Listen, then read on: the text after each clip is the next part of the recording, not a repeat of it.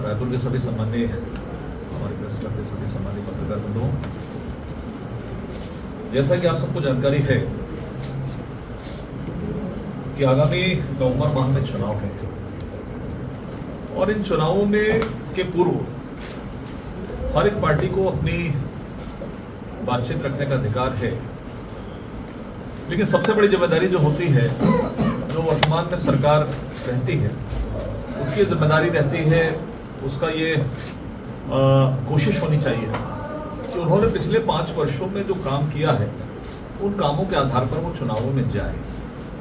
विपक्ष उनकी समीक्षा करता है, उन पर हमला करता है, जो कमियां रहती हैं उन कमियों को हम पूरा करते हैं।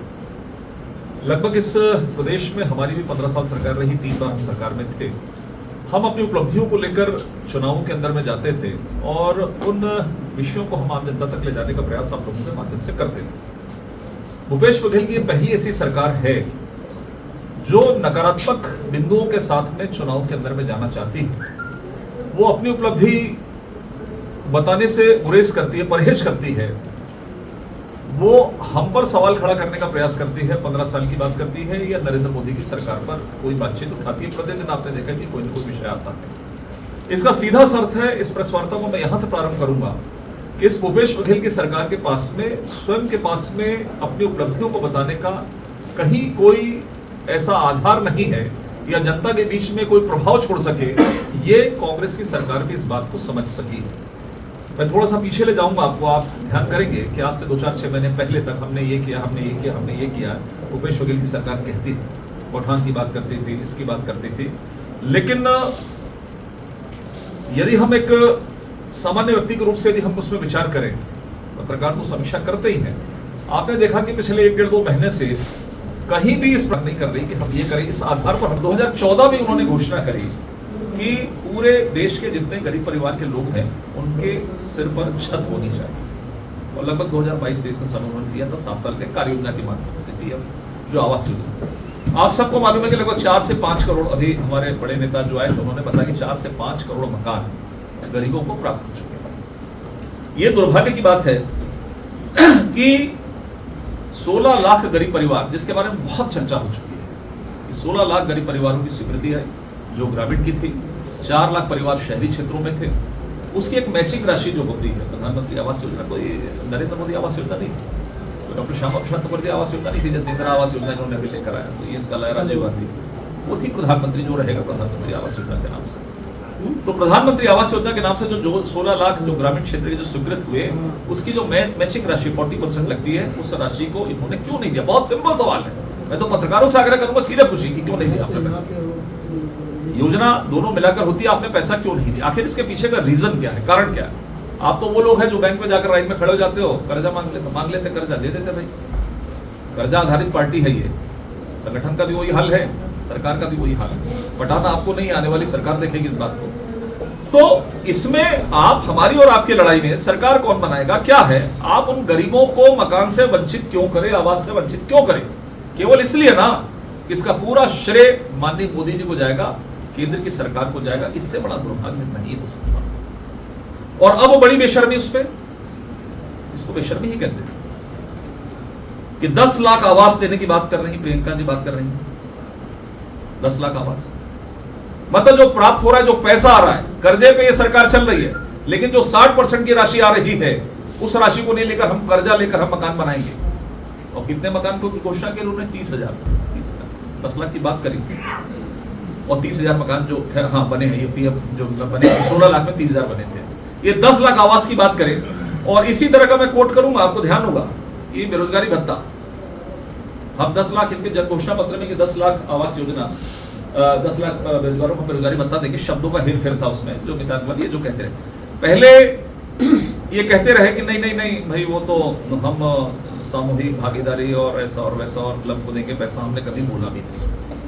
आखिर में स्वीकार करते हुए बेरोजगारी भत्ते के नाम से ही बजट के अंदर में लाया उन्होंने 9 अप्रैल में, लास्ट वाले में, कि हम कितना 250 करोड़ इन्होंने रखा। जो मैंने कहा भी है कि 10 लाख नागरिकों का एक महीने को बेरोजगारी भत्ता होता है 250 करोड़, 3,000 करोड़ होता है 5 साल का, 15,000 करोड़, 3,000 एक साल का होता है, 15,000 करोड़ का 5 साल का पैसा, 15,000 करोड़ में 250 करोड़ रखे, वो भी अब 10 लाख नहीं, अभी कुछ डेटा टाइप के डेटा को सही बने तो 1-8 लाख कुछ लोगों को इन्होंने बीच बीच में दे देते, कभी 25 तुम ले लो, 50 तुम ले लो। कुल मिलाकर युवाओं को साथ दी, शराबबंदी के नाम पे महिला को भी, और ये जो सबसे ज्यादा आवश्यक था कि गरीब परिवार को जो पैसा 60% आना था वो पैसा भी इन्होंने नहीं दिया। और प्रियंका जी को मुझे लगता है कि टीएस बाबा की चिट्ठी, जिन वजहों से पंचायती राज से उन्होंने इस्तीफा दिया था, या तो मैं ये कह सकता हूँ जो कांग्रेस के खाने में गेम चलता है,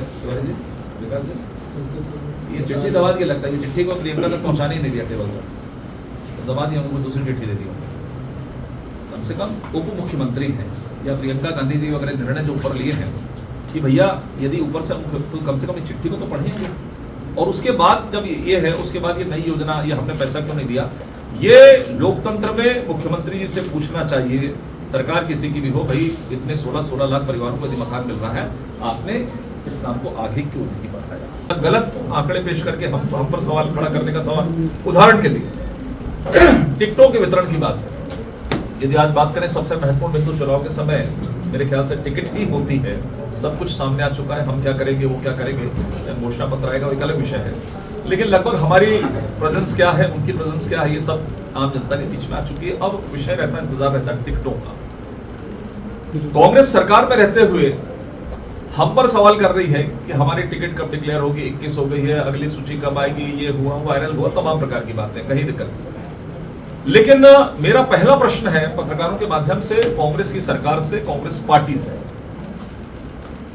कि आप हम पर सवाल खड़ा करते हैं, लेकिन आपकी स्थिति क्या है, आप कहां पर खड़े, आपके पास तो सिटिंग एमएलए है, मंत्री है, लोकप्रिय है, आपकी लोकप्रिय सरकार है, तब आपको उन 71 विधायकों में से कुछ विधायकों की टिकट डिक्लेयर करने में भी इतना समय क्यों लग रहा है।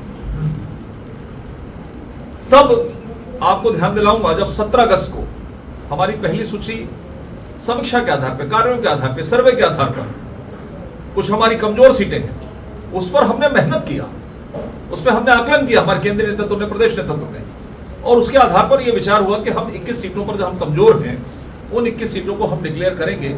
हमारे उन प्रत्याशियों को जो चयन होगा, हम उनको मौका देंगे कि वो उस पर मेहनत करें और हम उस सीटों को जीतने का प्रयास करेंगे। लेकिन देखा देखी जब कांग्रेस को लगा ये क्या हो गया, बोले कि बीजेपी 17 सीट डिक्लेयर कर दी, आनंद फानंद में आपको ध्यान होगा, वो है बयान आपके सब रिकॉर्ड में दर्ज है, प्रदेश अध्यक्ष से लेकर मुख्यमंत्री से लेकर सबने किया कि हम 5 सितंबर को, हम 6 सितंबर को, शैलजा जी है, उन्होंने कहा शीघ्र 1 नंबर आ गया है, वो नीचे से हमारी डीसीसी, पीसीसी, तमाम प्रकार की कितने सीसी मुझे मालूम नहीं, अभी तो प्रदेश में केवल एक ही सीसी चल रही है, लेकिन इनकी तमाम सीसी है, वो सीसी नीचे से आई ऊपर आई, कहां गई मालूम नहीं चला। लेकिन वो आज तक, मैं तारीख को कोट करूंगा, 6 तारीख को बोले तो आज हो गई 7 अक्टूबर, और जो आंतरिक जो चीजें बाहर आ रही हैं वो तो और दुर्भाग्यजनक है कांग्रेस के लिए, कि सबके जो वक्तव्य आ रहे हैं वो अलग अलग वक्तव्य आ रहे हैं, एक रूपता भी इन वक्तव्यों में नहीं है। इसका सीधा सा अर्थ है, आप लोग पुराने पत्रकार हैं, कि इनके अंदर कितनी आंतरिक गुटबाजी है, वर्चस्व को लेकर इन नेताओं के अंदर में कितनी लड़ाई चल रही है।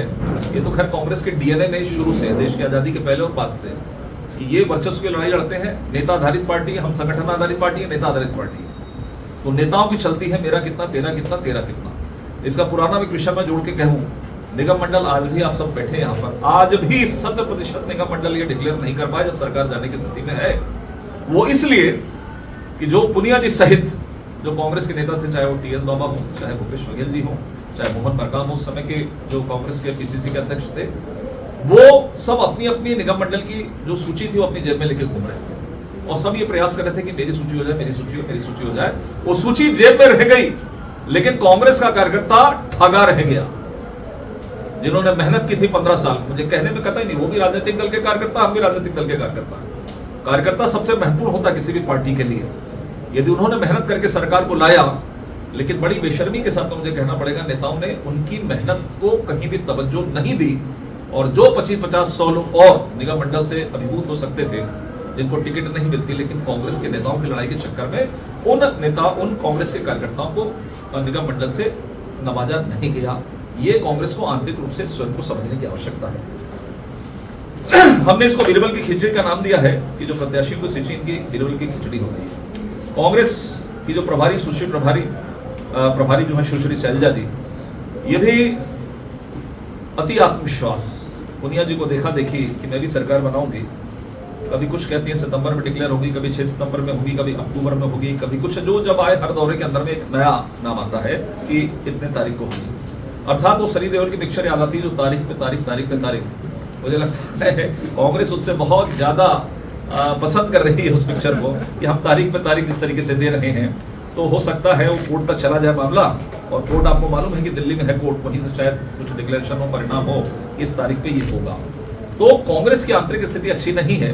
हम तो एक वेलविशर हैं उनके, हम भी राजनीतिक दल के कार्यकर्ता, होती है लड़ाई जंग में राजनीति में। छत्तीसगढ़ में जो मुख्यमंत्री आवास योजना को भी लॉन्च जो कर रही है, जो लाभ जो गरीब जनता को नहीं बल्कि कांग्रेस के नेता को दिया जा रहा है, और सबसे बड़ी चीज ये है कि नरेंद्र तोमर जी की भी चिट्ठी है इसमें। केंद्रीय मंत्री जो कहते हैं कि हमको नहीं, केंद्रीय मंत्री इनका भी चिट्ठी आया, टीएस बाबा का है, तो 3 मंत्रियों का चिट्ठी आया, जो प्रेस कॉन्फ्रेंस में हमने पहले भी बताया।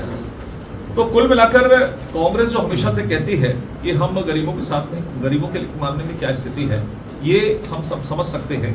केवल वोट बटोरने के लिए ये बातचीत करते हैं, लेकिन यदि वास्तविक लाभ गरीबों को प्राप्त होता है तो वो उससे पीछे हट जाते हैं। ये पूरे देश के अंदर में पीएम आवास बन रहा है, ये एक कांग्रेस, ये एक छत्तीसगढ़ के हम लोग एक जनप्रतिनिधि हैं या हम लोग किसी पार्टी के नेता पे हैं, उसके आधार पर मैं कह सकता हूं कि इससे दुखद क्षण नहीं हो सकता कि 16 लाख गरीब परिवार, 50 साल लग जाते हैं 16 लाख लोगों को लाभान्वित करने, लेकिन 1 शॉट के अंदर में 2-3 सालों के अंदर में भी उनके पास मकान बन जाता है। इस योजना को पीछे करने में भूपेश बघेल का षड्यंत्र है, केवल इसलिए कि माननीय मोदी जी की लोकप्रियता बढ़ जाएगी या बीजेपी की लोकप्रियता बढ़ जाएगी। मुझे लगता है कि लोकतंत्र में इस तरह के विचारों का कोई स्थान नहीं होना चाहिए कि किसी योजना को केवल इसलिए कि किसी को लाभ हो जाएगा, किसी का नाम आ जाएगा, ये चीजें नहीं होना चाहिए। सरकारें आती हैं, सरकारें जाती हैं, कोई जीतता है, हारता है, ये लोकतंत्र में चलेगा, लेकिन अपनी दुकान चमकाने के चक्कर में हम आम आदमी या गरीबों के साथ में इस तरह का दुर्व्यवहार करें, मुझे लगता है ये ठीक नहीं है। भारतीय जनता पार्टी इसकी निंदा करती है, भत्सना करती है। इन 2 विषयों के साथ में मैं आपको बीच में यहाँ पर आया हूँ।